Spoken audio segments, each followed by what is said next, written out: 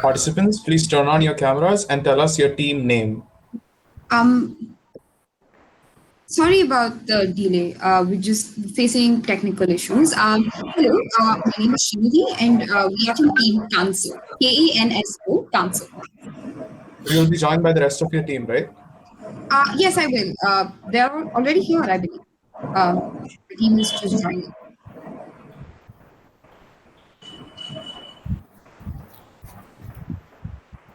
Are we missing a team name? No, I see Samson. Yeah, our team has joined you. All right. All participants are requested to turn on their cameras and tell us your team name again. Me or the other participant? This is Team Kanso. Team Kanso. All right. You may begin presenting your screen. Kevin, can I inform them about the... Yes. Okay, participants are all four of you on video. Yeah, I can see all four of them. So you will be presenting this round to potential investors and not to the board of directors. So in front of you, you have three judges who are the potential investors for your whole fractional ownership concept or idea. And you'll be presenting this round. You'll be pitching this round to them. Sure. The judges for the round will be Mr. Colin, Mr. Narasimhan, and Mr. Prithvi. You will have 5 minutes of presentation time followed by 3 minutes of rebuttal. You may begin your presentation now. Investors, hello. Welcome to the fraction of the universe where you can own a part of the line that you grow. Now, we have 4 parts to this presentation. We hope to inform you in the best way possible. Sorry, a small request. Can all of them be on mute when the participants are speaking, just to ensure there's no noise and echo? Thank you. Sorry. Can we restart our presentation, please? And also, please go ahead. Start. Excuse me, I'm just trying to pin the presentation to screen. Yeah. Okay. Sorry. Beginning again in 3, 2, 1. Welcome investors to a fraction of the universe where you can own the land you grew up in. 4 objectives to this presentation here. We will be explaining the operational model or how exactly you will be making money from us. Second, market penetration and how exactly we hope to make you aware and build the trust that we need you to invest in us with. Third, to show you the potential, we would like to show you the scaling model and where we would like to take this initiative. And lastly, let's look at the profitability of this, right? So next slide, please. How exactly is this going to work? I want you to imagine a property, a singular piece of office building. This is obviously not affordable for an individual investor like you. But what we do as an incredibly reputed builder council, we have existed for 20 years, right? We use our expertise to select the perfect property for you. This property will be registered under a custodian. So let's take one of you, for example, as our initial investors. You, along with many other investors, will be one of the fractional owners of this large property registered under the custodian. Now, how exactly can you look at your ownership and track your returns? Through a network and an app that we have created for you. We have acquired an existing RealX app and now it is ours and it is for you to use, right? So now you as a fractional owner will be able to see the value of your property, the returns your property has been generating, and the capital appreciation that you will be seeing on the fraction of the property that you own. Now, how exactly will you be able to get returns, right? Returns will accrue on a monthly or like half yearly or a yearly basis. That is completely up to you. And this return will often look like the rental income of this property in net of any sort of fee that we will be charging. Now, is rent your only return? We don't think so. We think there is an additional piece of return that you will be earning, and that is the long-term capital gain on the same. This long-term capital gain can be realized when you sell this, when you choose to sell this fractional ownership. And how exactly do you sell this? We are here to help you. You can put your property on sale on our network, and our platform will completely guide you end to end from finding a buyer and completing all sorts of formalities and exchanging the documents and everything of that sort. And for all of this, you will be given a guaranteed return of 12%. More on that later. Next slide, please. So coming to the market penetration policy that we have. Just want to jump in here. When we say 12% return, is it on an annual basis, or is it on the sale, or is it on We are looking at a 12% return on an annual basis, and any excess of which you will be getting 60% of the additional return. 12 is our guarantee, sir. So 12% capital appreciation, and at the time of sale, there might be more depending on the sale price. Is that what it's? Definitely. We have the model to prove it, and we will be showing that to you shortly. All right, good. Yeah. Next, May I move forward with the market penetration policy, sir? Yeah. Go ahead. Yeah. So the first thing we'll do is tap into our existing network and portfolio of Kanso owners. This network that has built over 20 years of loyalty and service. And given the fact that we've been servicing them with a reasonable rate of success, we believe that we've earned their trust, and this trust will translate into them becoming investors to our scheme. The next thing we'll do is target retail investors, and we'll do this using trigger-based marketing strategies. And we will also demonstrate to them exactly how thorough and comprehensive our property vetting process is. And the fact that this vetting is done by credible public authorities adds further weight to their trust. And thirdly, we'll be harnessing the power of the press. We'll be using press releases to converse and communicate with our pertinent stakeholders. We'll be conducting debates on reputable news platforms. And the reason I mentioned debates is because we don't want to sell it. We want you to have a neutral and balanced view of the whole scheme. And we believe that once you do have that view, we are so confident of its credibility that you will eventually be investors in time to come. And finally, we'll be using advertisement strategies in collaboration with sites such as Policy Bazaar, 99 Acres, etc. Next slide, please. So there are three key messages that will comprise our brand strategy. The very first message is real estate for all. Now that's because real estate was never considered affordable, but the fact that this ownership is fractional, that makes all of it accessible to more people. Secondly, safe and assured returns, simply because this whole property will be maintained by ourselves, the developers, and because these are all grade A level properties with significant amenities and benefits. And finally, we'll be tapping into the idea and philosophy of the quintessential modern investor. And we'll find these people out using our data mining. Are these properties residential properties or commercial properties? What are the nature commercial of properties, sir? They are office properties and commercial units only. Commercial real estate, does it give 12% return of investment on a rental model only? No, sir. We are looking at a capital appreciation model as well, sir. We will explain. But I'm not going to get that liquidated, right? You're talking about 12% all put together. That is including the capital appreciation. No, sir. The capital appreciation alone, we believe, will exist. Will result in 12%. No, but you said you had a guaranteed 12% on a yearly basis. You're going to provide. Yeah, and we think we can provide that through our model, which we will be showing to you right now. Just give us. Okay, go on. Yeah. Like we said, we have technological expertise that will help us data mine and create profiles based on exactly how aggressive people are with their respective investment policies. And we'll tap into the idea of the quintessential modern investor. Next slide, please. All right, so I'll quickly take the scaling of our project. So we start off with retail investors like yourselves, sirs, and we move this on gradually towards institutional investors, which are larger investors that plan on investing in these kind of properties. Then we have a plan of expanding, because since this is fractional ownership, we are not bound by geographical barriers, which is why we plan on moving it and making it an international business where we welcome foreign investors as well. Why do you want to go to institutional investors? Because they have enough of funds. Why would they come to a fraction of the property?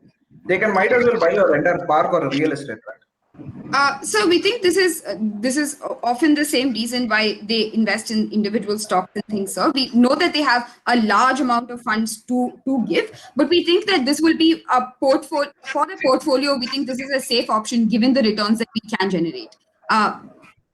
See, a person like a KKR or a PE fund, they're really not bothered about investing over a lakh of rupees or a 10 lakh rupees. They want to invest, put together and buy out the entire property. They would probably set up an STPI or a SEZ park and things like that, not just buy one building or a fractional share. So I'm not too convinced on why you want to go and approach an institutional investor. So definitely, sir, which is why we are starting off with retail investors, and we recognize you are the biggest stakeholders for us. In fact, we would like to move on to our financial model now to show you how exactly we generate returns. Yeah, please go ahead. Suspense.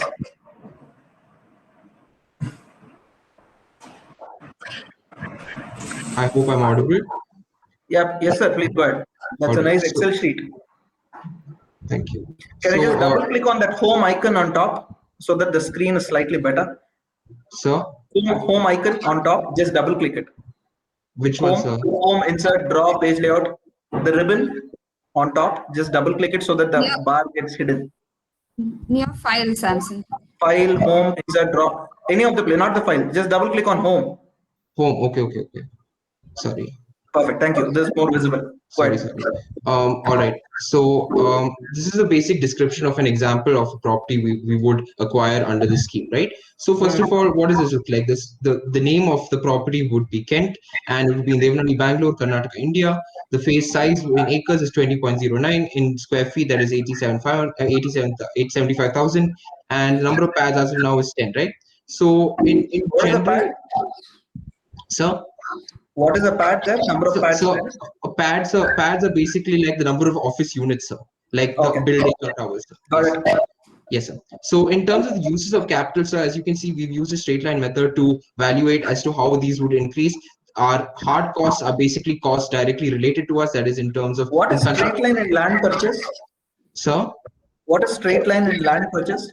So with land purchase, so we didn't use that to calculate any further things. So that's just filled in there. In terms of land purchase, so the reason that is written straight line is because we believe that like when we discount it, so we'll discount it on like a straight line basis because it's directly just a one it's just a single payment, sir. So furthermore, sorry, sir. Furthermore, hard costs would be directly related to construction, such as bringing in the fuels and other materials, things like that. Vertical would be like hiring like contractors and other things that we don't really do. In terms of our soft costs, as you can see, we have architecture, engineering costs, taking and entitlement costs. Totally, a soft cost would come to this. For our source of capital, sir, we are going to follow an equity waterfall method, which is basically that we will be so how this would work is Kanso would occupy that position of a general partner and invest in a smaller amount, whereas the fraction investors will be given the greater percentage of the investment. Now, Kanso will promise a certain level of return, right, at the end, I mean, on a yearly basis, based off of the incomes from this property. As an investor, am I investing in equity or debt? So you'll be investing in equity, sir, because as a fractional owner of the property. How will you give me a guaranteed return in equity? It is prohibited under the Companies Act and the Securities Market. So these are just projections, sir. As you can see, these are just projections. We cannot give a guaranteed return, but as we have mentioned, it's a. Just now, your friend told 12% guaranteed return. He will give me. Terribly sorry, sir. That was a preferred rate of return, sir. When we took a survey, we realized that investors are looking for at least 12%, which is above something that they might earn at, let's say, a mutual fund and all, which is really risky nowadays. Mutual fund is giving me a 17% rate of return. Yes, sir. But then right now with the market cap, CAGR between 2020 and 2021, thanks to COVID, I am getting about a 17.5% rate of return on average on a mutual fund. So, and if it's a stock market, I'm getting anywhere between 18 to 20%. That's the average rate of return. Why should I come and invest here? So that's because of the fact that you are a retail investor who does not want to pay a hedge fund to manage your funds and charge you an excessive expense fee, right? And we are saying that beyond this preferred rate, the reason that this preferred rate was mentioned is that this is how much you would be willing to receive, and this is an assured rate. Please mute yourself other than the participant. I'm sorry, just some echo. Samson, please go ahead. Yes, sir. I'm sorry, sir. So sir, yeah, just to confirm, sir, the thing with stock, investing in stock and everything else, you need a constant management, sir. Here you're playing a passive role. You have your own job to go to, sir, and you do not want to be able, I can invest in mutual fund. No, I don't want to get into that class. Agreed, sir. Agreed, sir. But mutual funds also, the general attitude in India. One fundamental question I have, I am going to give you a small portion. Let's presume my ticket size is 10 lakh rupees. And you're going to take a similar size from Colin and, Prithvi and all of us. Let's presume you get in 100 people, 10 lakh rupees each, whatever that cost comes up to, let's say about hypothetically 10 crore. Now you're going to use this 10 crore to acquire the land or construct the building. What are you going to do with this? Yes, sir. Yes, sir. So as explained here, the uses of capital, it's going to be used for everything, sir, from the ground up, sir. So we're talking about this because of the fact that you will own So this you will entire go property. purchase a land with the money from me. Then later on, you will start constructing. Construction will get over after 2 years or 3 years. Until then, my 10 lakh rupees or whatever, 1 crore rupees, whatever I've invested will remain idle. Is that what you're trying to say? So, sir, so necessarily yes, but the way this would work is because of the fact that in the future we have taken your preferred rate of returns into account, and as you can see here, What are you going to give me for 2 years? Sir, not just that, sir. They're also going to take a loan on your money. They're going to buy land. Then there's a 65% construction debt. My goodness. So you're keeping my money as a hedge, is it? And then taking a loan. So that means guarantee I will not get back the money. That's what you're promising. No, sir. Guarantee you go to jail, sir. What happens, sir, is you're going to get. So the preferred rate of return is 12%, right? Above What is the land price 1 acre in Devanhalli, my dear? So Devanhalli, so 1 square feet is 5,236, sir. Boss, in Devanhalli they don't measure in 1 square feet. They measure it in acres. Okay, sir. I'm sorry, but no problem. So you convert it roughly. You give me a 1 acre. You give me an estimate. I don't expect you to have knowledge of 100%. But as a real estate person from 20 years, rough estimate you give me. Sir, rough estimate of what? The Devanhalli per 1 acre land in Devanhalli.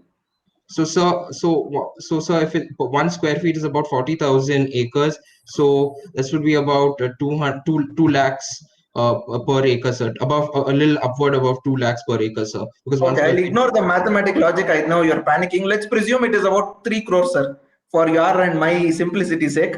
Okay, let's presume it's 3 crore. Now, how many acres are you purchasing? Sir, we are purchasing 875,000 acres, sir. My goodness, that's 875,000 feet. 20 acres. Don't get scared. Sorry. 20 acres. Assuming yes, 3 crores per acre. So that's roughly about 20 into 3. I think math is 60. I am bad in math, so please correct me. So 60 crore I am basically investing. 60 crore is the value of the land. Then comes your purchase cost. Correct. Let's presume your purchase cost comes to about per acre. I know you have to sit and first of all, in Devanhalli, is it an industrial land or is it a agriculture land? So it's an up and coming land. So as you know, we have our own our own project that is Vine Street, and it's an up and coming neighborhood, especially in terms of. But agricultural land, no, you have to get it converted. There is industrial conversion charges. You have to get the empowered committee of the finance government and all these people to approve. After that, you have to get through. I think this will take minimum 5 to 6 years to get the real estate into actual physical existence. Yes, so 5 years, I'm not going to get any returns. No, but I might invest 10 rupees. Yes. I might invest 1 crore rupees. That is secondary. 5 years, I'm not getting returns here. Why should I invest in this? So imagine this, right? You invest in us on year 1, right? But from year 1 to this year 3, we are the ones undertaking the efforts to find the construction efforts to ensure that this building is taking management fee, no? 8%, 10%, 12%, 25%. Sir, but we are also delaying that, sir, until later, sir. The reason we are not taking it in the very beginning is because we want to wait. How much you are investing? So, 1 second, sir. I'll explain that in our source of capital. Yes, sir. And I just had a quick question. I just want to jump in over here as well. Yes. So, are you looking only at a couple of investors, or how is your source of capital? Yes, sir. Yes, open to everyone? Yes, sir. I'm asking this question is because how do you make sure that you've met your capital requirement? Let's say exactly how Narasimhan sir called out, you require 600 crores. Assume. What if we put money and what if everyone puts their money and it only comes up to 250 crores? How are you going to fill up the rest of it? Because end of the day, I'm only paying for a fraction.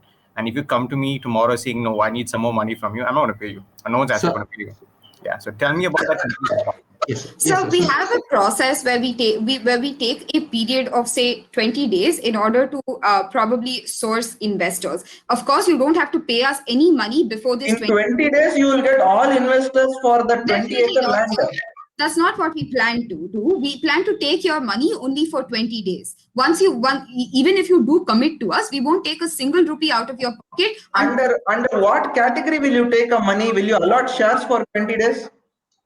No, sir. In that 20-day period, we will, if we are able to get enough money, then we will be to give you the What is the traction. guarantee on which I can give you 20 days money? What is the return I'm going to get? Are you going to give me an instrument against it? Yes, so you will be able to hold an account with our on our platform, where you will be able to track the how much You will keep tracking. Where is my physically money? Tomorrow after 21st day, if I want the money back, what if you have invested that money elsewhere? So How can I the trust you? beauty, Sir, so the beauty we- about this model is that it is scalable, right? So if we do, like in your paradigm, we got 250,000 crores. It's as simple as just changing the requirements for this project and ensuring that the amount that we receive from you is what fits it, sir. At the same time, we will still ensure that you get your return on that plot of land, sir, because again, this is a scalable model. I'm not saying that this is exactly the project Sir, we're the going to do. scalable, that word scalable means what, sir? I don't understand. Scalable means you need to get more people. How No, are you no. going to get more people? Scalable. See, I am a retail individual investor, sir. I don't have for 60 crore rupees. It is not practically possible. If I had 1 crore rupees, I could have easily afforded a home for myself. Judges, sorry to interrupt. We have only 1 minute left for rebuttals. Sure, Can Kiran. we answer the question? So Yeah, please. what Samson means by scalable is that in the event that we only get 250 crores, it doesn't mean we're going to go to Devanahalli and try to put our money over there, right? That and in the event that you aren't comfortable with that, you can always take your money back in the period that you feel that we won't probably be successful in finding additional land or alternate investments. The model is to get you returns on rent and capital appreciation. The reason you will invest is because the Indian investor believes that the land is the safest investment and it continues to appreciate. We intend to lean into that, and we intend It is to. the most illiquid investment, my friend. I cannot get money back if I want it immediately. And land is to some extent risky because I don't know who's the previous history of ownership. I don't know whether it is disputed. You're talking about Devanalli. If the land is allotted to an SC/ST, I cannot take it. There are a lot of complications. Anyways, I am not very interested. I think the other two investors, please go ahead. I've made up my mind not to invest. Other Yes. two, please go ahead. Yeah, I just had a question. Devanahalli, what is the scope of? So again, this is a commercial project, right? So from a scope perspective, and a location perspective, how is Devanahalli playing a role in that? So Devanahalli is a singular model that we are to show you so that we can demonstrate how costs and returns would be generated. But regardless of that, Devanahalli has multiple tech parks coming up, and it also has a lot of like residential units building. Considering that a lot of IT and other offices are looking to invest in an area in the outskirts of Bangalore, we think Devanahalli is a good location for the same. Sir. And sir, furthermore, the most I'm interesting sorry, part- participants.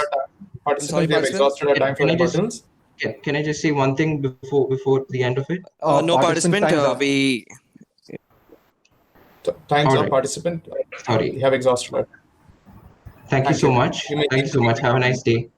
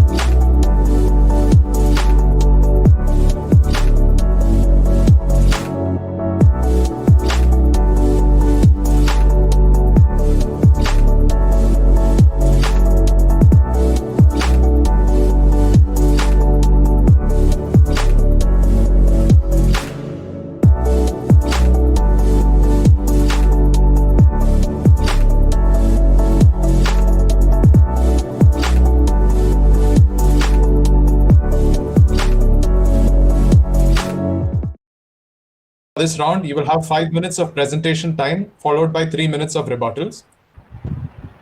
Got it. You may begin presenting your screen. 1 second. You can share your screen. So I'll just give you a small brief.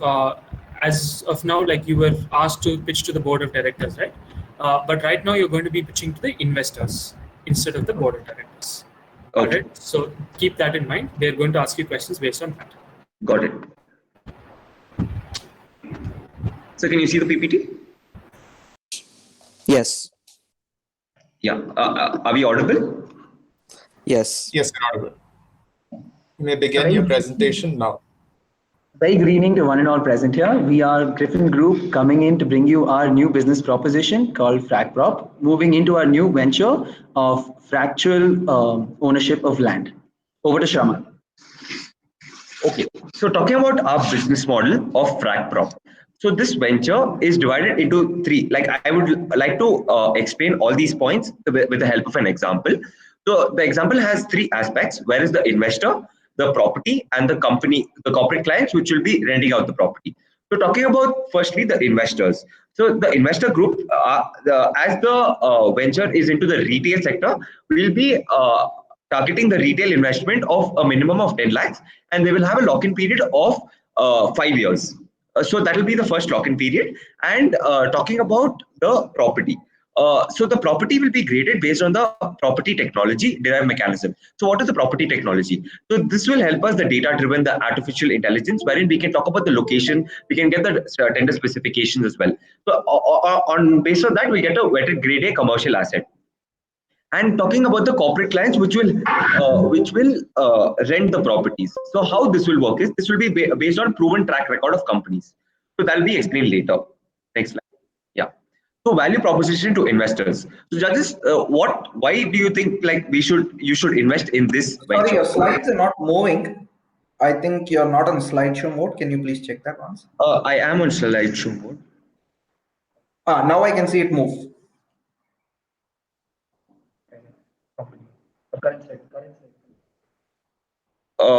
So can you see it? No, I'm presuming you have shared only the PowerPoint and not the entire screen, maybe because of that. Does this work, sir? Does this work? At least to me, it says value proposition to investors, but it is not in slideshow mode. Go ahead with this itself. Just do a page down. Yes, sir. I'll do the page down, sir. So could you see the last slide, sir? Yeah, now I'm able to see FracProp. Yeah, so FracProp. So I'll just explain it in 10 seconds, sir, what I spoke about. So there'll be stable rental yields coming from the corporate clients, which will be more. This is okay. Please. Yeah. So value proposition to investors, sir. So firstly, it's a minimum investment of 10 lakhs for a lock-in period of 5 years. Risk management of the 360-degree overview of the property so that we diversify the risk and nullify the risk for the investors. And security, which is a 256-bit HA for the investor data. Providing liquidity in an illiquid segment. So as self-explanatory, real estate is an illiquid segment, but because of this proposition, it becomes a liquid scenario. So now moving to the next part of it, where we do talk about the product proposition. Just want to jump in over there. You just mentioned real estate is illiquid, but you're making it liquid. How are you doing that? So, sir, how this works is when we say it's a 10 lakh investment, sir, when a property is that. Sir. Excuse me. So, sir, talking about how this is a liquid model, wherein there are a lot of people that can come in, and after a lock-in period of 5 lakhs, this can be traded with other investors who want to pitch in the project. Correct. So there's still a question on someone wanting to buy it from me, right? So how is it more liquid than selling a land? So when selling one land, there are like only two properties involved, two investors involved, or three investors involved. They buy the whole land lump sum. But when it comes to this model, there are a lot of hundreds of thousands of people that come, which makes it more liquid. Like the share is lesser. Is it hundreds of thousands, or is it a couple of handful? No, sir. This is hundreds of thousands. This is 10 lakh. Right. Let's say. All right. I got a point. Go ahead. So moving to the product proposition and pricing strategy, we'll be having a minimum investment, as my partner earlier mentioned, followed by which we'll have a broker facilitation for demand generation. Now, what this is that we incentivize brokers with the help of, as you know, that broker network is very vast. So to get our product into the market, this would be the best segment to go to, so that we can incentivize the brokers as well. Now, third would be attaining the equilibrium and efficiency to PropTech. Now, what PropTech does over here is that we get to know where the demand is, where the highest property prices are, along with the supply chain. Now, when we match both of it with the help of PropTech, the equilibrium will match. Moving on to the next slide, please. So basically, how we choose the property selections in our FracProp. So firstly, we look at property screening, we look at the location area, then we look at due diligence. Due diligence is basically any kind of regulatory or legal frameworks which we need to comply with, our regulatory bodies in the city or state. Then we do the in-depth financial analysis, basically capital appreciation of the land in the future. And then we list our properties. Now, the reasons why we look at proven track record for companies. So the companies which we will give out these lands to is basically when we look at the cash flow and revenue. Who is this company? Is it a tenant? Yeah, the tenants who will be utilizing the land. So per se, once we have the land, let's say we have 5 acres of land. So these 5 acres we split and we give it to our investors in forms of shares. But this land utilization will be done by a company. This company who we choose to give and who we get rent from, and this rent which we transfer to our investors as a form of rental yield will be done by this eligibility criteria. So who is owning the land and who is owning the building? We own the land. So when you say we, it is your company, or is it the investors, or how?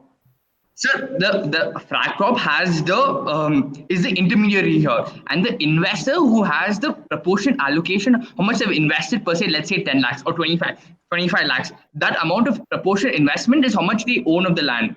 So you're saying if I have 100 investors who are investing, let's say 1 lakh rupees each, correct?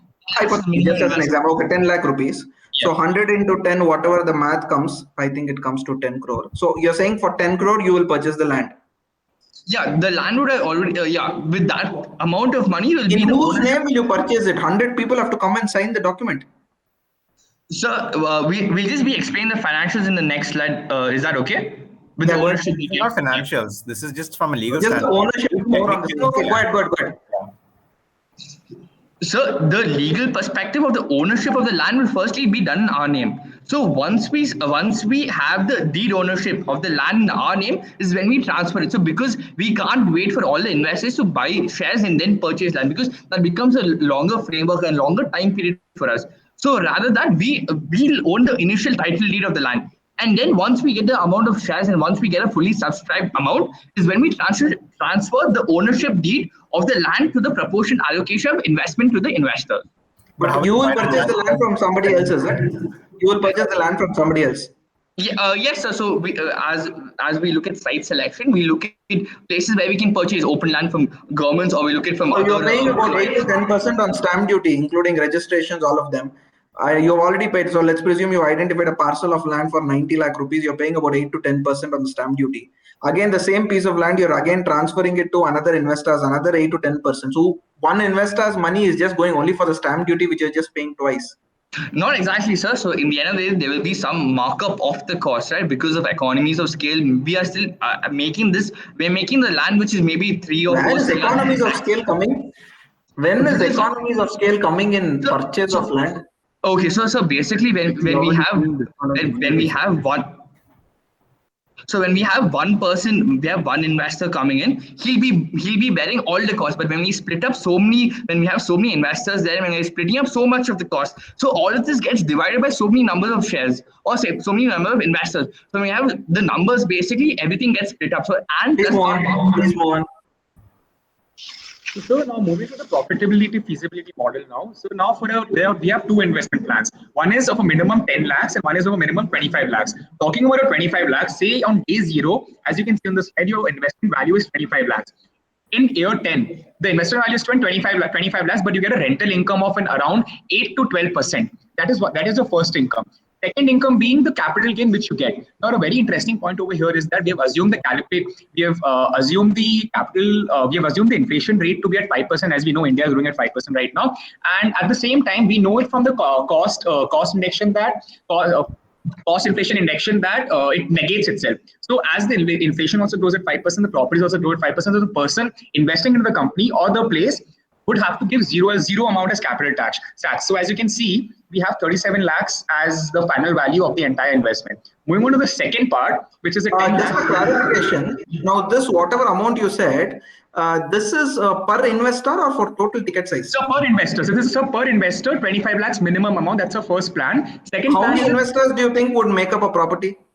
So if say, so that depends on the property to property at how big is the property. Suppose a property is worth 1 crore, which is around say 5,000 to 2,000 to 2,000 square feet. That will be around say 1 crore property. If you're saying 4 investors, that means you're saying 1 crore property is giving about close to about 8 lakh rupees of interest on the property. Yeah, agreed, sir. But that's over 10 years, so it will compound itself, right?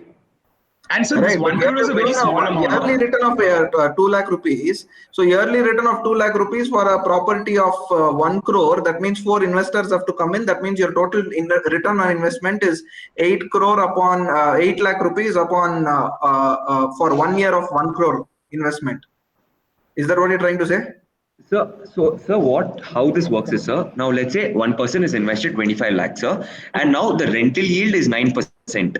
Or 8%, 8 to 9%, whatever we are assuming. So the year one, he gets 2,07,000. There will be rental increments as well. Now, how this works, sir, this won't be in a small scale, sir. All these lands will be minimum 50 crores, 50, 75 crores, because all these are commercial real estate. Right, for example, yeah.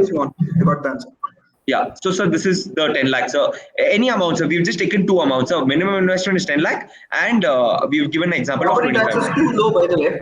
In a small. Property tax is too low, by the way. Commercial property tax is much higher. Estimated, okay, sir. Yeah. Yeah, one. All right, sir. Who takes the management fee of 10,000? That's you guys, is it? Yes, sir. So, sir, we have a management fee of 1%, sir. So, the Frac Prop as a aggregator will take a 1% management fee, sir, for facilitating. Right, so moving on to our STP analysis. So firstly, segmentations, we're going to be dividing into different local areas depending upon the demand that actually exists in those particular lands. We notice rapid urbanization in a lot of new cities like Coimbatore and very, very big cities. So it's not only just tier 1, but also cities that see rapid urbanization due to sudden sprouts of growth. So we're going to be focusing on that. Our targeting is primarily starting with upper middle class because it is already a structure well informed and established with these people. They have already started infiltrating a lot of money into this fractional type of ownership of land already. So we believe that it is the best place to begin with because it is something that is booming with them. So you have to hold on to the market trend and move on ahead. Aggregated PropTech powered investment is basically the same technology that we have used before and implementing it in our same lines. So the marketing strategies that we'd like to provide to work along for our new program, we'll be going with hashtag See Through Us. Hashtag See Through Us is the first marketing campaign that really talks about complete transparency in all sorts of transactions that have been made between the customers who have been putting in the money and the total amount of land that we have. So that way, online, everyone is able to visualize the amount of land that is available and the amount of money you're paying for each and every particular land. Because of so much transparency, it not only motivates the people to actually come and buy the land, but also get to see how well is that market doing currently. Then moving to targeted internet marketing. So this is going to be marketing to particular different different websites such as Magicbricks and other sites that actually cover up on those aspects. Then we have attractive taxation benefits and bank tie-ups. So with regard to attractive taxation benefits, this is something with the capital tax that you don't really have to pay because it's going up at the same rate as inflation is. So that is actually one of the best incentives, something that really would actually attract buyers to come and buy because that way your taxation. You're saying the rate of appreciation of land is equal to the rate of appreciation of or the rate of inflation. We are assuming because we believe that this does exist and this is actually taking place in India right now. We are assuming that the rate of the appreciation of the land is equal to the inflation rate of India as you see. So we have financials to prove that as well. So like this is currently existing for that. Yeah, yeah. So moving into the Frac Prop meter, sir. So the Frac Prop meter is an overall meter that is going to be given to every single potential buyer of that land. So this is the total value of the land. So every time someone puts into an investment or buys a particular land, this U meter fills itself. So it is a way of incentivizing people to actually make them realize how big of a community this actually is, and makes them realize that they are one of those small fractions that are actually holding up this ownership. So it's in a way just incentivizing them to be a part of the entire U meter of fractional property ownership. One of our marketing. I have a doubt on that. Can you go back to the previous slide? How is this graph helping people invest more? I don't understand that. So basically, they're getting to be a part of a bigger network entirely. So this network is simply showing the total amount of investment of that particular land, sir. So that overall land is already divided into different percentages. So on that basis, sir, they're going to be every time someone fills in a part of that particular land or buys a particular part of land, it adds up to that level, sir. So what does this now become? It's building up on morale. It's helping them entirely come up. So that's the entire So how is aspect. this? Yeah. So what if this does not become 100%? Like, what if we don't have enough investors to invest so that you can start creating a So basically, sir, we just need to start off from somewhere, and even initially we will realize where it's going to reach. The idea is not ultimately for every proposition to just read 100%, but to be able to give them that benefit, sir. So what is the legal structure you are saying? You are telling some legal structure or something, no? Long back, one of your colleagues said he'll cover the legal structure. Who is going to own up what? Let's say I'm an investor, prospective investor. I want to probably, just 1 minute, Kevin. I'm just done. Yes, sir. We'll end with this question. Yeah. So let's presume I am a person who is investing, let's say 10 lakh and or 10 or 25 lakh, whatever. So who's going to own the land? Who's going to own up that? How do I get to know that, you have got good number of prospective investors? Only then you're going to invest. Until then, what will happen with my money? These are my very fundamental. Correct, sir. So, sir, two things for this. First one is the U meter, and second one is the frac prop. Where frac prop comes in. Now, sir, let's say it's a 100 crore land, sir, and you've invested 10 lakhs, sir. So now, when it will be invested, and then after that, when it comes to the 100%, we'll get the land deed, sir. That this will be in the name of frac prop. Now, frac prop will give shares based on this from the company itself, based on 10 lakhs, and you will get rental yields based on that 10 lakhs, sir. It'll be a percentage of what you invest. So you're saying you are going to be the owner of the land. Yes. But your friend earlier told that land will be in your name. You will in turn transfer it to us. Anyways, let it keep it aside. But until you get the 10 crore or whatever, you are going to allot me shares, or you will not be allotting shares? No, sir. We'll have to wait for the whole stretch to be done. So that after that, assuming you are completing that frag meter only by end of 2 years. So for 2 years, what is the return I'm going to get? Yes, sir. So that time, sir, we will be, it will just be blocked in your account, sir. It won't come to our account. So what is the privilege I am getting? I am putting in 10 lakh rupees now, and the other person is going to come in after 10 years, or after 2 years. He is also going to put in that 10 lakh rupees. Both of us are getting the same thing. What is the higher rate of return I'm getting? So correct, sir. So now what we are saying is, now you have told that you are interested in this, sir. Now it won't take place till the participants kindly wrap up in the next 10 seconds. Yes, sir. So it won't take place till the end of the year 2, sir. Like when the year 2 comes, that's when we will take your money, sir. We won't be touching your money before that. Okay. Thank you, participants. One sentence. Participants, your time's up. Participants, your time's up. Wait, Kevin, can I take 30 seconds? I just want to ask few questions, just very briefly. Okay. Yeah, Yes, sir. sorry. Okay, see, you guys are talking about frac prop as an aggregator, correct? So you guys will go out, buy the land. Is an aggregator as well as an investor, sir. Team Griffin will also invest in the properties as well. Okay, but my basic question is, Griffin is a real estate company, right? Yeah, Griffin is the frac prop is a venture of Griffin. Okay, fine. Why is Griffin not doing the construction? You guys are a huge real estate company. You should be using your scale of economies of scale to give me a very feasible, below cost construction than what an individual investor will be doing, right? So, can you just repeat the point, sir? See, you're a real estate company who's into construction. Correct. You have a market connection. You'll be able to develop a property for much less than what an individual investor will be able to do, or a company who you are doing. Why am I not getting that advantage as an investor? So no, sir. Now what we are trying to say is, sir, the risk is divided firstly, and secondly, when it comes to the construction, we will be the ones who will be constructing it as well. But that will be a different project per se, sir. Now, when it comes to the investor, this is only for the land, the rental yield that is coming through the things from the corporate clients. So that is where the investors. So the point is, we want to venture out into the. You guys will own the land. You guys will then construct with using your own money. Own the construction, but even despite the fact that you guys own the construction, you'll give me the rent. No, sir, that is a different prospect, sir. Now, that is a outsourcing from the corporate client side. If the corporate client wants us to make the construction, we'll do the construction, sir, because we are in the real estate firm. But then if he wants it on the basis of him, that is a different aspect, sir. This is a different aspect. This is the investor side. That is the corporate client side. Thank you. Yeah, thank you, Team Griffin. Yeah. You may now leave. Sir, the posters are here, sir. You can run through your steps quickly. Okay. That's all you have to present, right? Is there any Yeah. other content? Okay, Done. fine. That's all. Thanks, Done. Team Griffin. You can leave the meeting.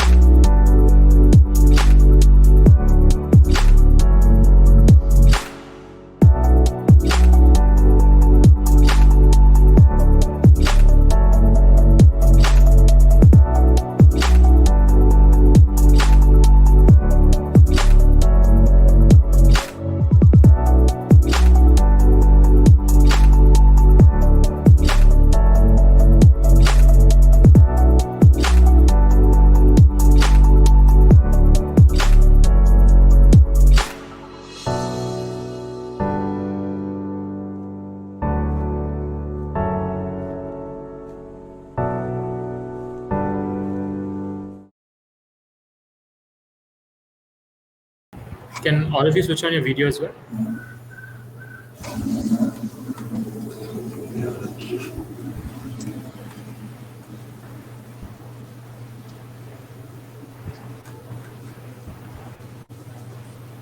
Participants, please turn on your cameras.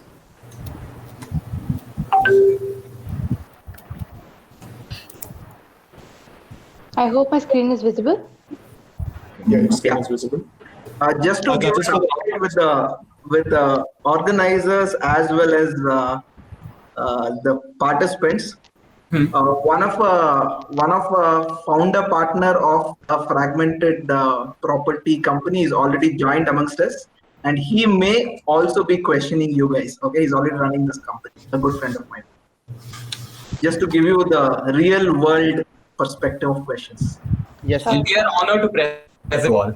Yes, sir. Yeah, he's here. He's here. He'll be sharing his thoughts towards the end, and of course Q&A or anything is there. Please go ahead. Your time starts now. For your information, we will have 5 minutes of presentation time, followed by 3 minutes of rebuttals. Also, participants. Participants, when one please mute. Go ahead, The others, please mute. Rahul, once again. Participants, one more thing is please note that you were asked to present or pitch to the board of directors of your company, but right now you are pitching to the investors, potential investors for your particular project. Okay, keep that in mind. Yeah, thank you. All right, we'll be starting now. Good afternoon, investors. We are Team Coalescence, and though we are a real company, we believe that the most important asset is our place in your hearts. So with that, let's kick off this presentation. A very good afternoon to all the investors present here. So for the entire business plan, we have a brief plan of action over here. So we are going to start up with the budget allocation for the entire project that we have in mind for our business unit. Then we'll go to the project initiation and we'll be launching the IPO where we'll be giving the initial, we'll be making the initial property offer. And later we are going to launch, we're going to have the third phase, which is the launch of all the projects as well as the feedback. So this feedback is basically all the assessment of the operational as well as cost analysis. Right. So now for a fractional ownership, we will be initiating a purple brick model. Now, India, like in most other countries, has a policy of having a commission-based system on any sale or rental of any sort of property. We want to change that. A purple brick model is one in which we'll be giving flat rates instead of having commission-based commission percentages. And instead of these flat rates, we'll be providing part ownerships. This is an initiative that we will be launching and we'll be hoping to gather more attention towards this. Now, whenever anyone sells or rents out a property through a broker, the broker receives part ownership based on whatever the agreement is. This way, fractional ownership increases manifold. Now, we would love to introduce an IPSX equivalent. Now, what is an IPSX? Now, basically, IPSX is the leading way to become the first exchange where real estate securities will be traded as a predominant asset class and hence provide a bridge between commercial real estate owners and large pool of investors. All right, now what about this IPSX, right? Now, the major factor over here is that smaller investors, particularly retail investors, had more limited opportunities as of now, either by way of shares in investment trust or companies investing in particular classes of property. Maybe the big boy league is what I'm talking about here. Now, this IPSX equivalent will allow investors to buy shares in companies holding single commercial real estate asset and hence gain exposure to specific assets. This will be easily accessible to retail investors due to their lower prices. Investors will be more than happy to invest and park their excess funds in retail and in commercial properties as well as retail real estate at extremely cost-effective and equivalent ways. Now, moving on to the platform, the IPSX is mainly a platform for exchange of real estate securities. Participants will be exchanging the securities based on the demand and supply procedure. Prices will be determined by market forces, and initial property offering shall also be launched on this initiative. The eligibility criteria for IPS and IPSX equivalent. All authorized bodies under SEBI will be eligible to be participant of this. Companies authorized by regular Indian government bodies, including RERA, will be eligible for initiating funds through this as well. All companies will have to submit annual records and relevant information as per SEBI norms, and we will be charging an annual fees for this as well. Moving on to the next slide, please. So now here I will be talking about the positioning of our business unit. So here the growth, the scope of growth for our business unit is very high. However, the market is very less because even though we are a luxurious project, the competition in the market is very high. So we have positioned ourselves in a question mark where the growth is expected to be very high. However, in the initial phase, the market capital is very less. Moving on to the strength, the current strength is the market penetration. So as we know, the Coalescence company has a strong grip in the market for the commercial as well as residential projects. The new markets will have a wider scope for market development since we already have the experience and grip in the current market. The weaknesses is the project development. Since this is a new completely separate business unit, we might face certain issues regarding that. Moving on to the diversification aspect, since it is limited to the hospitality sector, we might have issues in diversification in the coming years. Sir, to talk about the distribution, these are the investors we're distributing into. So first of all, the project total is 1,600 crores. I'll be explaining why in the next slide. So the owners fund, that is Coalescence, will be holding a majority of the property here with 790 crores. And CRIA, by CRIA, I mean Coalescence Resident Investment Advantage. So basically to our already existing consumers, that is people living in our communities, living in our projects, living in our real estate property, we will be giving them a part of this stock, basically to, let's say, strengthen our relationship with them, which is a long-term advantage for us, obviously. And IPSX equivalent. So we will be registering ourselves with through this platform, and this is basically the public investment. So 740 crores is open for public to invest in us. Next slide.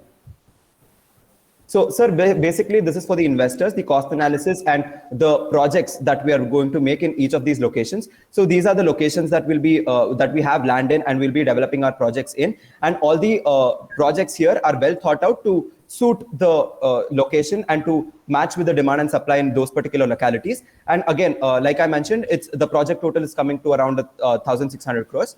Next slide. Just a quick question. Could you go back to the previous slide? I just noticed that all of this items pertain to resorts and hotels, and so this is basically a portfolio that is selling us, right? Essentially. Yes, sir. Yes, sir. So how is, from a long-term perspective, let me say 10 years down the line as well, how is this helping me disinvest my investment? There is a good chance that if anything happens to the hospitality sector, my investments would be in question here, right? Yes, sir. So our whole diversification, the focus of our diversification avenue is hospitality. So these are the different things that we are doing in different places. So No, but for is there example, something other than, I understand from an industry perspective, it would be hospitality, but is there something that Yes, you sir. specifically to mitigate the inherent risk in just focusing on one industry?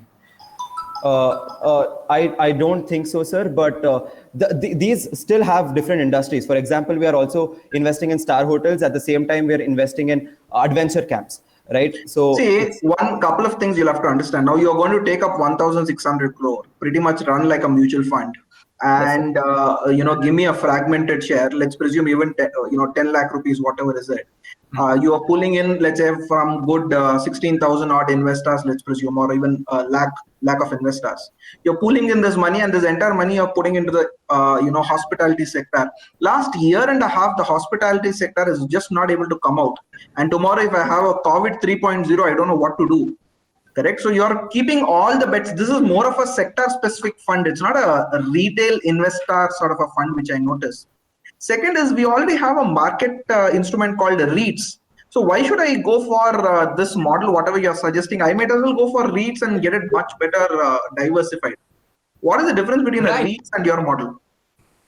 So just to clarify on the second point, we will be launching a REIT once we start making revenue, start generating revenue from our hotel industry, the hospitality industry to be more precise. Until then, you will take my money and keep it with you. We strongly believe that hospitality sector is the next big thing. People are now, we're talking about a long-term perspective over here. Let's look at the bigger picture, right? People are sort of got more introverted because of the COVID. We're all working from home. Once this all is settled, once the vaccination drive is done, herd mentality will take place. People will want to push out. People want to explore more opportunities. And so next 2 or 3 years, I will not get any returns. I'm sorry? Next 2 or 3 years, I will not get any returns. Not really, sir. The returns are continuously going to be generated. Since COVID, we will be also partnering with quarantine centers. We'll be generating revenue through various aspects as well. If you can just, if we can complete our presentation and just give us 2 more minutes to complete Quickly, our presentation. We'd like to show a couple of more slides. Yeah, so this is basically our break-even analysis. I've taken the fixed cost as 1,600 crores again, and variable cost with HR and marketing aspects will come to 950 crores. And the revenue we're expecting in the first year is 2,100. CapEx, OpEx, what is this? Can you repeat, sir? Is this fixed cost what you mentioned? Is it for capital investment? Is it for running your operations? Is it for construction? No, sir. Fixed cost is basically the initial capital. And why are you doing break-even analysis with the capital? You can do a payback period analysis. Break-even is my revenue versus my cost. Here you're talking about CapEx. I am more concerned about revenue as an operating item, and your OpEx is more of an operational nature. I'm not bothered about what you're going to invest in real estate. No, sir, 1,600 crores is the cost we incurred for the development of the project. So it is our initial cost. Right? So it's capitalized. On that, I'll charge depreciation. So 1,600 is amortized or depreciated over a useful life, let's say of 10 years, 20 years, whatever it is. So I don't think your understanding of break-even is... Another question just to add on, you think you will develop your entire 600 crores deployment within a year? Sir, can you repeat the question, please? Will the 1,600 crores be deployed within a year and you start generating? Don't you think a hotel? No, definitely not, sir. Definitely not. So the time for completion of this whole project will take around, let's say, 4-5 years. So how it's not, and we will be. Yes, 1 second. So we will be offering these stocks or asset class only after the completion of the project. So that the risk for the investors is minimalized, because you don't have to invest in a project that is not completed yet. Only the income earning property will be. So you're saying you already have funds worth 1,600 crores, and then in order to liquidate or get more money out of it, you would probably push it in the name of investors. Is that what you're planning to do? More like an FPO sort of a situation, a secondary sale? No, sir, definitely not. It is sir. We also have taken a CAGR of around 11%. So it's a good growing market, let's say. And we will be able to cover these costs significantly by our future operations. And we also have a strong market with our real estate industry right now that we're in for housing or commercial purposes. So even if there are any future risks or losses, we believe that we can easily cover it through our parent company. And sir, just to add on to my partner's point, the break-even analysis, we believe that our capital is going to, the fixed capital is always going to be variable, because we're continuously going to be upgrading ourselves. Yeah, please move on. Sure, sir. Right. So we also plan on building a very renowned and iconic hospitality brand, along with, you could say, highly acclaimed restaurants and conference rooms. We'll quickly hover through all the other slides.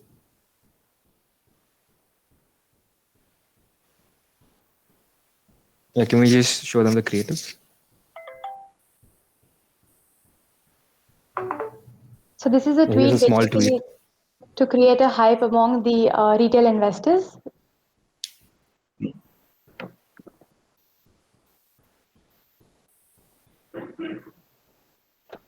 With that, we have come to the end of our presentation. Thank you. Thank you, investors. Sir, just take 5 seconds to explain your capex point on a break-even analysis. Sir, the fact that we consider our capital to the fixed capital to be variable because we'll continuously be upgrading ourselves. It's a smart hospitality sector that you're looking at. It's gonna be upgraded with smart equipment, smart hotels. It's continuously gonna be upgraded over the next 5 years, sir. Hence, we've chosen this form of analysis. How is that a good thing? To you, sir. Essentially, you're saying that you're willing to spend money to generate more money, right? So from an investment perspective, I'm not really in for that. As long as I generate money, why would I be interested in spending more money? That's a bad thing, right? Not really, sir. From an investment POV. So first of all, the 1,600 crores that the cost of development will be covered by our company itself. We are not asking you to invest in the initial capital before the construction starts. We are only asking you to invest in this company or invest in this project when the project starts earning income. So when is that? Judges will have to close this round in the next 10 to 20 seconds. Yeah. So when should we start investing? So that's a question. Sir, after the completion, definitely. So right now, if we take that we're developing and it will take 3 years for completion, only after the completion will you invest. So that's an if, right? And Again, there's no clear date. Sir? That's an if, right? There's no clear date. If it completes, we get to invest. No, I think, okay, fine. I can say it's 2033 June because it's around 3 years and that is the estimation for completion we have right now. Prithvi, are you interested? 2029, and our prediction is Participants, I think the judge has one. Prithvi, so do you have any questions? He might probably invest. He's more or less finalized. Prithvi, go for it. So one last question. In the next 30 seconds, we'll have to end the round. Okay, I did come across a very interesting word you guys used. CRIA. What exactly was that? You're going to give a part of the ownership to the renters? Yes, sir. The existing customers, basically for the people who are already living in our real estate communities, will give a part of the stake to them as well. Right. So just to add on to my partner's point. Just to add on to my partner's point, Coalescence has 8 running projects as of now, and the owners of all those projects and our own customers, like I said, You have 10 seconds. will be I'll just finish up. Will be given an opportunity to invest in our upcoming projects as well.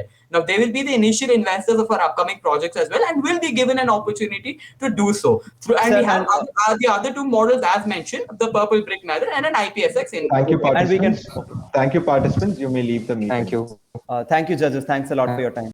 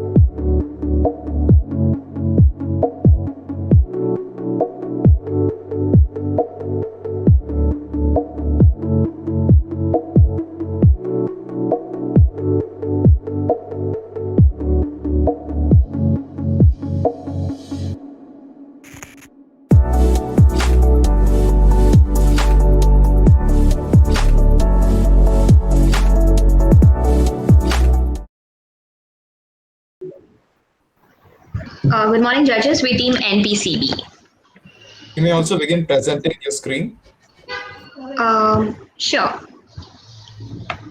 For your information, you will have 5 minutes of presentation time, followed by 3 minutes of rebuttals. 1 second, did Sohail join? No.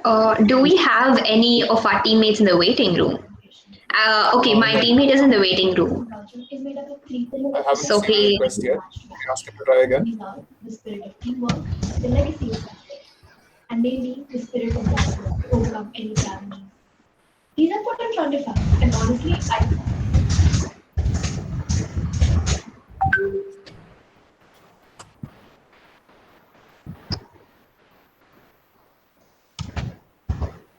Yes, the teammate has joined. Participant, please turn on your camera. The team may begin presenting their screen as well. Jay, can you present your screen? Sohail, you have changed even your DP to your company's name. Yes, sir, we all have done. Everyone has, sir. Okay, I noticed only with Sohail. Heights of involvement. Nice. Thank you. Participants, so in the brief you had received, you probably realized that you were being asked to present to the board of directors of your company. Yes. Check if it's a viable option. But right now, remember that you are presenting to potential investors. All right. So that is the changes. Keep that in mind and keep your presentation based on that. The judges will ask you questions also based on that. Okay. Thank you. Thank you, participants. Participants, you may begin your presentation now. Okay, so good afternoon to the investors and the board of directors as well. So now we are focusing on diversification into a new vertical of fractional ownership, and so we are focusing on two major aspects. That is, one is our expansion of our operations within India, and second is to our plan to enter the international arena. Regarding the Indian market, first of all, we'll be focusing on our existing properties where we'll be giving a shared ownership to retail investors up to a maximum of 49%. This will vary according to the properties that we are having. So instead of a commission or a charge that we are taking from the retail investors as property managers, what we are looking for is having a share in our properties, and for the same, we'll be creating separate SPVs under NPCB Limited for all these properties. Now, entering the international arena, this is a two-pronged model. So first of all, we'll be finding out places in the international market with high land appreciation, and we'll be entering the commercial real estate sector there and setting up buildings for its fractional ownership, where we'll be taking money from the common citizens of those countries. Second, a major part of our portfolio will be investing as retail investors in these fractional ownership ventures that the other countries have, especially in countries that have emerging tech hubs such as Vietnam, Mexico, or Poland. Even in the United States, there is speculation that Tesla might be moving into Texas, so there might be a land acquisition in Texas. So in those places, we'll be finding out potential places like this, investing in fractional ownership places. So the advantage, one second. The last point being the advantage that we have is our reduced risk in terms of 49% reduce in risk and liability. And regarding our expansion policy, once this is done, we'll enter our hospitality sector that we are right now and implement the same model. Continue. Adding on to this, so investors, what is in this for you? Firstly, as you may already know, Cognito Limited has world-class reclaim for its technologically advanced innovations and the designs that it has come up through. And we want to bring this up in our international level as well. So as you can see, even the localities that we have chosen for our future fractional ownerships are ones of great potential, especially one major target that we have is Silicon Valley, which has immense growth potential. We're looking at bringing in world-class designers from Italy, which again, that one will be elaborating on in the future.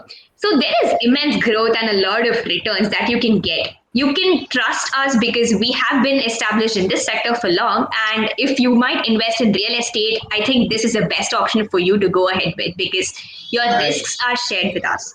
I just had a question right here. Yes. Your expertise lies in the Indian real estate market, right? Or are you already operating abroad? We're currently in the Indian market. Indian market, we are trying From to what operate perspective are we seeing we've got good exposure in UAE, France, Germany, and US? So we are I'm sorry, seeing that sir? we have good investment opportunities in those countries, and we are going to plan our operations there. And to the investors, a point that I would like to explain is that the return that you get is 2 to 3 times higher than when you when you are investing in a rental property and rather than our fractional property. And investors, adding on to that, we will collaborate with. One second. How are we basing the 2 to 3 times concept? You said Based that on our what investment the return The would be high. appreciation values of the appreciation land. value, and because these are commercial properties, the rent or the leasing that you get from other companies is the one that we are sharing with our investors. So that is why it is 2 to 3 times higher than the normal rent that you can get while renting out a residential home or any other investment. Adding on to that, investors, there's a longer investment horizon considering that this is a fractional ownership, right? So this facilitates us to take bigger risks because it is divided into a lot of investors because it's a fractional ownership system. And therefore, with huge risks come huge returns. And that is also one reason that we provide for this. Now, how do we want to go about the fractional ownership? So investors, we're very particular about how we go about with safeguarding your interests through our policies. So firstly, about the partition. So you do own the part of your own portion of the commercial estate, but you will not be allowed to divide it further unless there's a specific minimum limit, which means if you have a 10% stake, there will be a minimum limit to which you can divide it to sell it, but not beyond that, which means you might not be allowed to sell that 10% as 1% to 10 people. So we want to retain control through these measures so that the investor's interest is completely protected.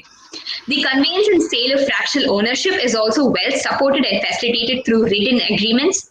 The operations and costs will be managed. And about the collaterals again, we do recognize that this undivided portion or the commercial estate can also be used as collaterals for our retainment of our future projects, which means you will still be given priority in our future projects to get shares in the first priority itself. No. I just want to clarify here as well. Are we getting shares or are we getting the portion of the property? The portions, the share of the property. Yeah. Share of the So property. you're basically going to have an undivided interest in the property. Is that what you're trying to say? Yes, sir. We have undivided share. Assuming I want to sell my property after 5 years, what do I do? Or my share, I want to sell it. Yes, sir. So you can sell it in the property market. So it works just like how the normal shares do. It is not the land that you're selling. You sell the portion of the business unit. Whatever you own, whatever stake you own, you will be able to sell it because there is a high liquidity in this market. So you're saying that I will be allotted shares in the company and the company will in turn purchase the land or building, whatever is it. Is that what you're trying to say? No, sir. So the company sets up a business unit, which is the commercial estate. So this business unit's share is what you will get, which means you get a portion of this business unit. So assuming, I am investing 1 crore and or rather 10 lakh rupees, and I'm going to take up stake in one of these land or building, whatever it is. So I will be investing in one company, and that company will in turn invest in that particular land or building. Is that what you're trying to say? The building is a separate business unit. That's what we're trying to say. And that business unit is what you're investing on. Yeah, the building has a separate SPV, and when you invest 10 lakhs, for example, if the total value is 1 crore and you are investing 10 lakhs, so your stake is 10%. So according to your 10%, when we are leasing out the property, the rent that we get is divided to you and given to you as your 10% stake that you have. Got it. Even when So the land are you going in for already constructed buildings or vacant lands? We are going for already constructed buildings that are ours first, and then when our future projects are coming up, we'll be focusing on that as well. So basically, you already have a building, and that building you're selling it to people like me, and through an SPV. So you will sell it to an SPV, and the SPV will hold it, and I will have to put in money into the SPV. Is that what you're trying to say? Yes, sir. So complicated structure. So how will you ensure that all the SPV has adequate funding to run again? Yes, so we will have. So we will have specific analysts who will take care of this and who will take care of the fact that the property tax, the property income is well aligned and managed. So this will make sure that your financial. My question is, let's say you set up an SPV which requires a capital of 10 crores, assume, and then But this is already your property, and you need to generate 10 crores out of it, and you get the cash, and you're basically selling out the property to SP, right? So how do you make sure that all the 10 crores is sold off for this specific SP? I know 10 crores is a very small amount I'm quoting here, but typically it's going to be very large. So Yes, sir. So for that, we are also seeking the help of investment brokers. For example, in India, we're looking at RealX, and when we go abroad, we're looking at some investment brokers like Sophie, who is again who deals with the property estates and deals with fractional shares. So we are looking forward to sell these shares. Okay, and just a quick question. I, as an investor, why would I invest in this type? So invest in the SP rather than investing in the share market, or go to some, like how we invest in basically anywhere actually. Why don't I just buy a company? So the first simple reason is that land is always speculated to appreciate, which means you can be almost certainly sure that your land is going to appreciate no matter what, and you are going to get revenue out of it, which is a very safe investment. Okay, so the reason why I'm quoting this is if you scroll back on top, one of the countries you're looking to go to is UAE. In the last 10 years, the land value has increased or decreased? Just want to get your view on it. Okay, I'm from UAE. Land value has tanked as well as real estate. So if you're there's a more important question there. Can someone other than a local own land in UAE? Correct, exactly. But we'll be partnering. That's why we have partnership with the UAE That is why we are partnering up with locals actually. So the UAE citizen will own the land 100%. That is very specific to UAE. Yes, sir? That is the first country. No, that is not the first country. I have not mentioned that is not in a specific order. Will be the Bolden. Can I highlight this Bolden, point? Silicon Valley, USA. Okay, go on. Move on, guys. Move on. It's okay. Go on. Move on. All right. No, but my point was this is not always a safe investment. It's still an investment. Yeah, but is there anything else other than this that's pointing out? So actually, I want to highlight this thing. So why our investors should invest in our company or in our project is basically because we are giving a chance to every potential investor to invest in our companies with having less funds. So you can have the benefits of real estate without having a huge amount of capital. I can buy PTM gold. Why would I come here? So that's what I read. The share said the value of a land always appreciates. And the risk involved is much lesser. Yes. And it's you also get a monthly income in this. Okay, can we move ahead to the marketing strategies? Go ahead. No, finish it. I just have one more question. So earlier you guys have mentioned that you'll start off with the buildings that you guys already own, correct? Yes, sir. Yes, sir. So I will be basically buying a share of the buildings you already own, correct? Yes, sir. Okay, who fixes Building the that we sale have price? already constructed. Who fixes the sale price for that? Excuse me, sir? When you guys are selling me your building or a part of your building, right? How is the sale price decided? You guys put up a sale price? The market value. So the market value is the last traded price of the last flat or the building which we are selling. No, on part of the buyers, who's negotiating? Nobody's negotiating on part of the buyers. No, sir, we are the ones who will be negotiating. So we have registered this under SEBI. So your interest will be protected under SEBI. SEBI's property offers. So when we put up an initial property offer, it will be supervised by SEBI. Do you have marketing guidelines and SEBI guidelines as on today for putting in on a property? And if yes, can you educate me? What are those guidelines? We don't have specified guidelines on fractional ownership yet, sir. So how will you test this product in India with such a large set of people? So can you repeat? Understood your point, sir. So guidance with SEBI. So my question is, how are you going to launch it? So right now we are at a planning stage and we were pitching the ideas to our potential investors. Yes, sir. Regulator is not giving you the permission. What is the point of you building in any idea? It's like saying that I am going to start up a Bitcoin-based company in India, where RBI has clearly said that there has been some reservations, whatever XYZ. Yes, sir, we got your point. So we're looking at SEBI for long term. Like if your investments are like, if you want to come in. More on the next question, yeah. Darpan, would you like to elaborate on marketing strategy? You don't have much time.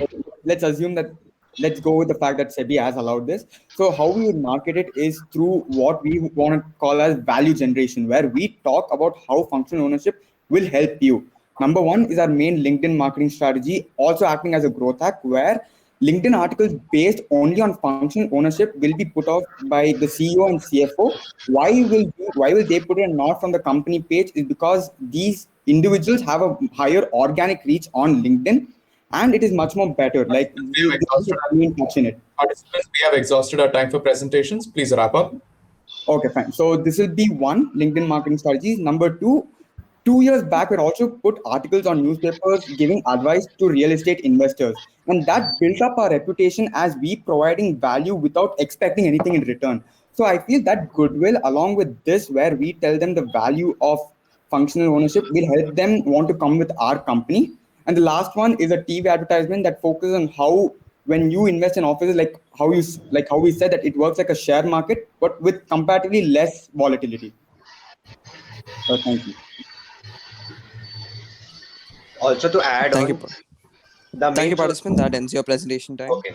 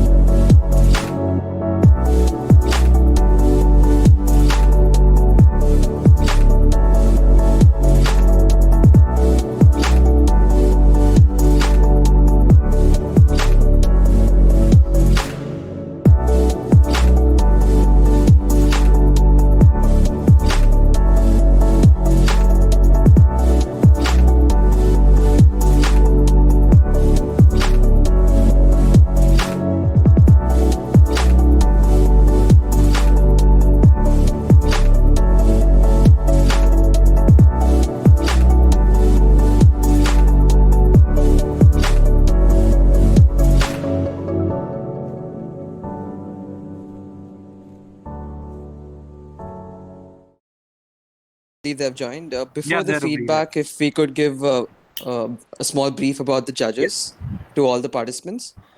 Tanvi? Yeah, I will go first with Mr. Colin Danny. Mr. Colin Danny is an outstanding performer with excellent business acumen and audit skills.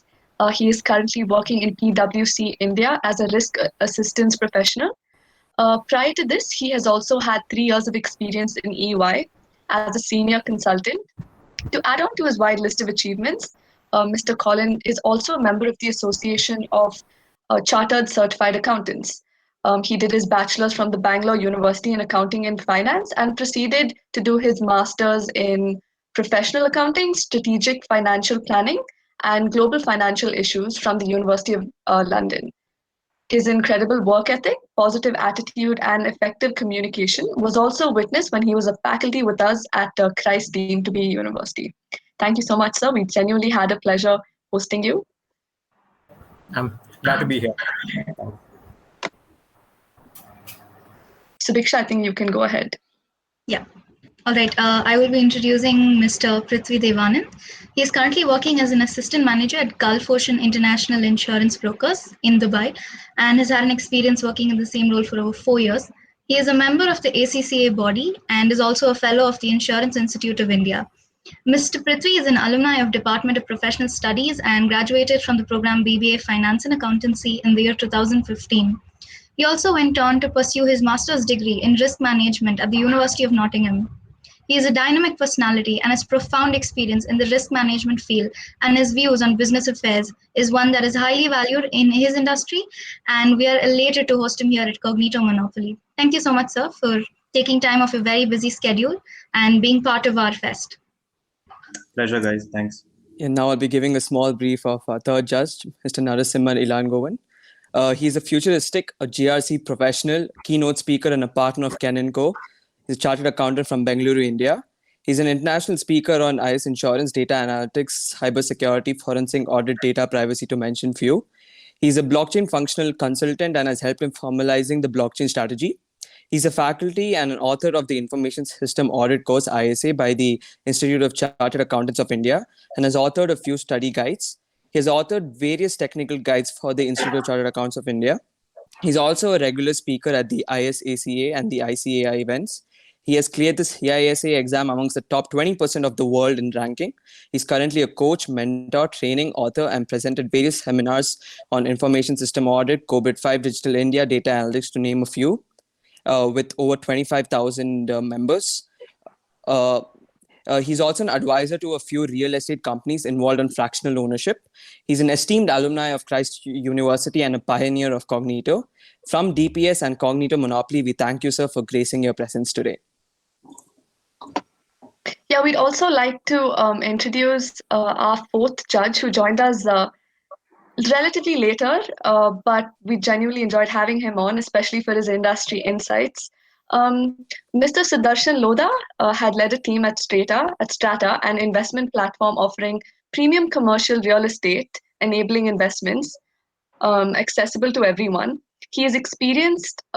He is an experienced legal counsel in the real estate industry and has expertise in advertising, drafting, negotiating, and vetting transaction documents pertaining to the real estate acquisitions, investments, financing, and funding large-scale real estate projects in India.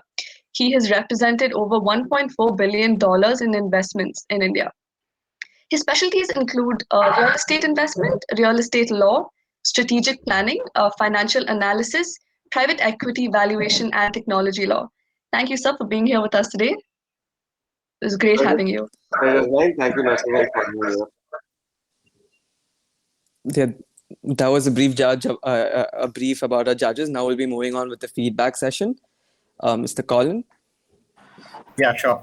First of all, great job, guys. I mean, I just heard how much time you guys had to prepare, and I was like, wow, they did this in 2 hours, 3 hours. I'm surprised. Great job on that. Pat yourselves in the back.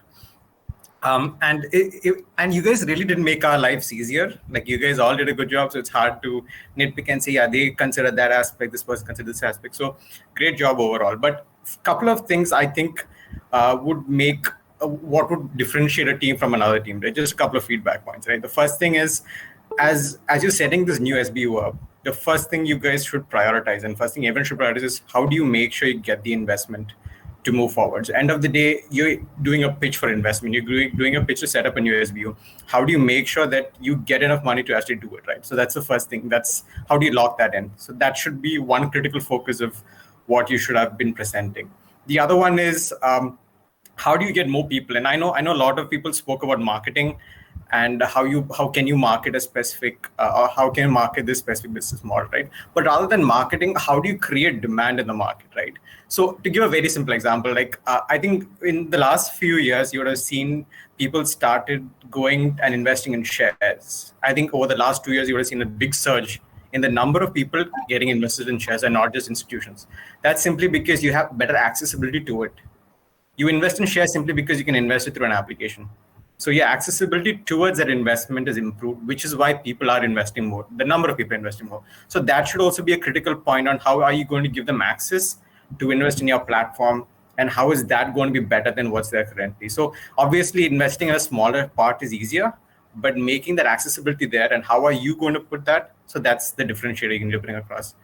And I think end of the day, if enough people have come into the market and if enough people are there, the share value, not share value, the value of assets simply go up, and you can easily ride that curve. So simply because if there is enough more people pumping money to a specific target or a specific industry, simply the value of the assets of the industry go up. So you could definitely point that out as well. So there's just a few points that you could put in to differentiate yourself from the others, from the competition. But I think these overall great jobs. Keep these points in mind. All the best. Thank you, Mr. Colin. We'll be moving on with Mr. Prithvi. Guys, definitely given the time span, you guys had a commendable job, no doubt about it. Fractional ownership is definitely a very new concept. I am not very clear about how the regulatory framework works in India about this, but I can tell you about the UAE. UAE has announced that fractional ownership will be allowed, but they have not really figured out the laws yet. So, trying to navigate through that is definitely going to be a challenge. Look, on my feedback, what I was basically going to say is that these are all business propositions, right? So there's no right answer as such, but there are definitely wrong answers.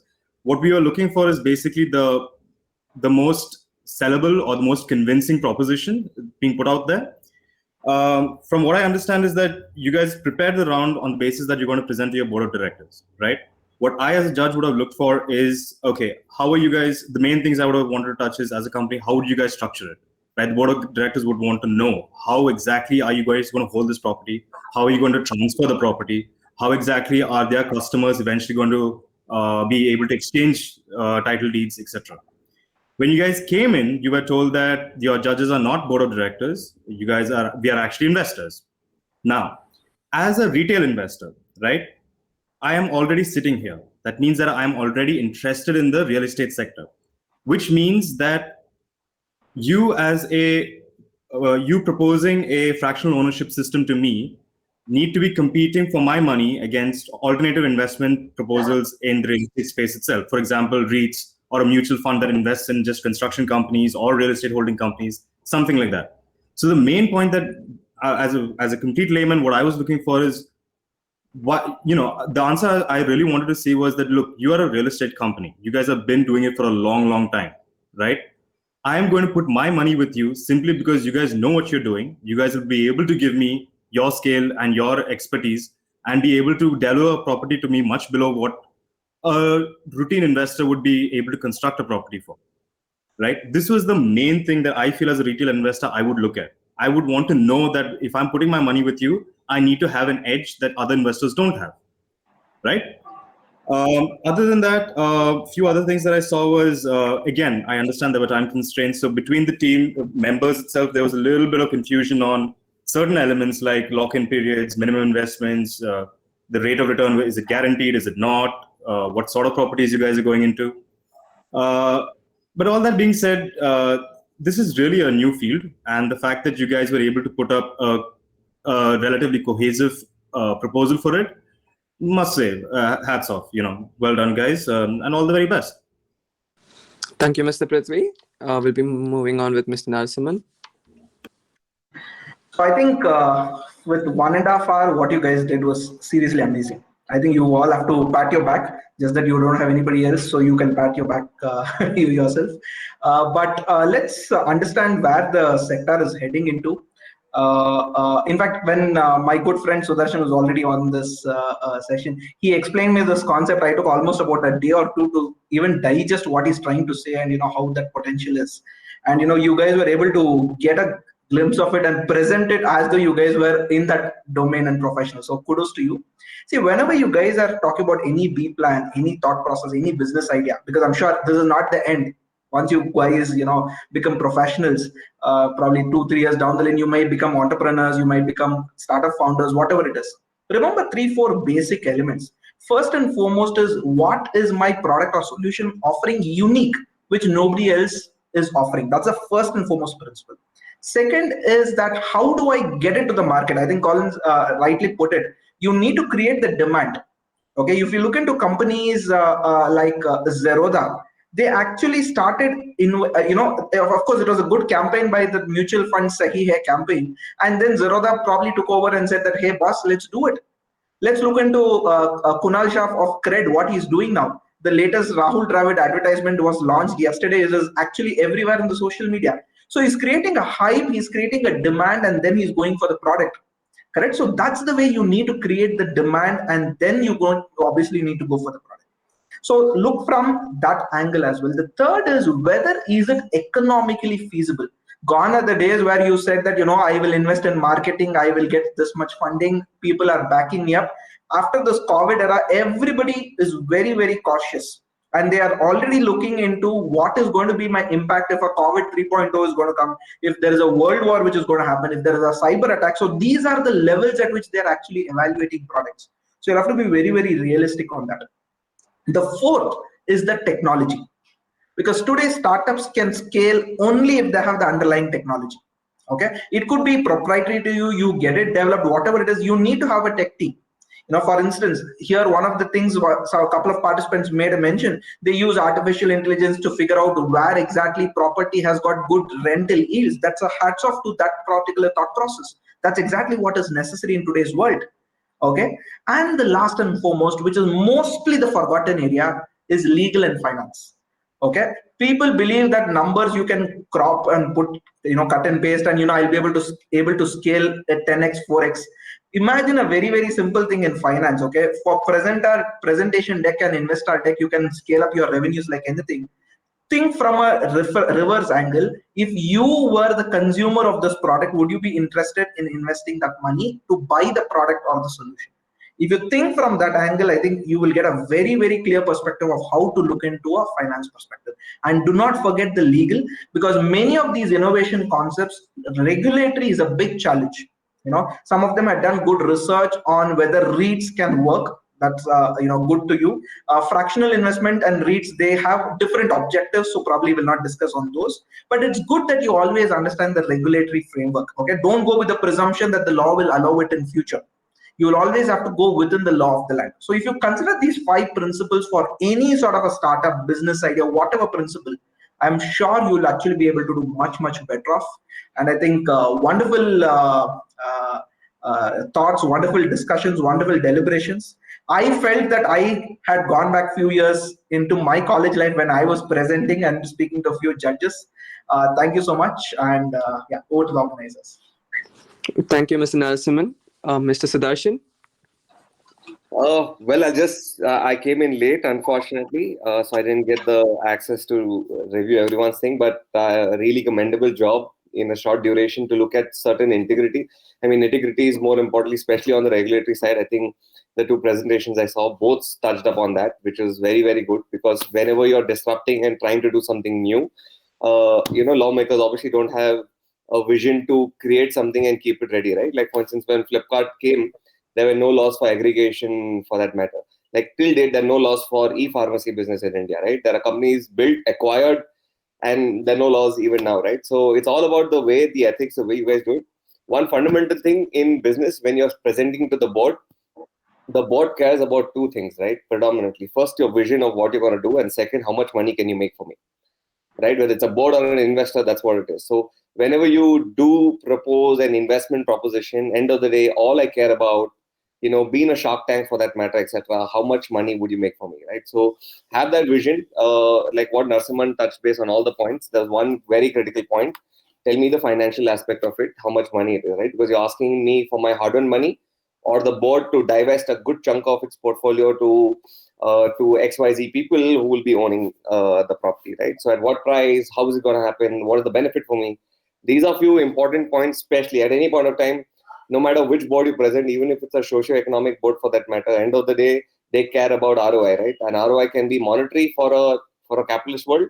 In a normal world, it might be ROI on the impact as well, right? So these are two parameters which you need to always look at as your core principle number one when you present to any board with respect to an investment or a divestment proposition. Otherwise, great job, guys. I was thrilled, like what Narasimhan did mention. I was thrilled to see you guys catch up. It's been 1.5 years. We're still figuring out things. We do manage about $20-30 million in AUM right now, but still we are figuring out things. But the thought process in the way you've deliberated and come forward with the presentation, hats off to you guys. Yeah. Thank you, Just Mr. to also Slasher. give you a heads up, Sudarshan and I caught up in one of the Cognito Fest, I think 10 years back. Okay, he was from a different college. I was, of course, from Christ. I was hosting it and he was a participant. But just to see how networking and synergies are important today, you need to make good set of friends.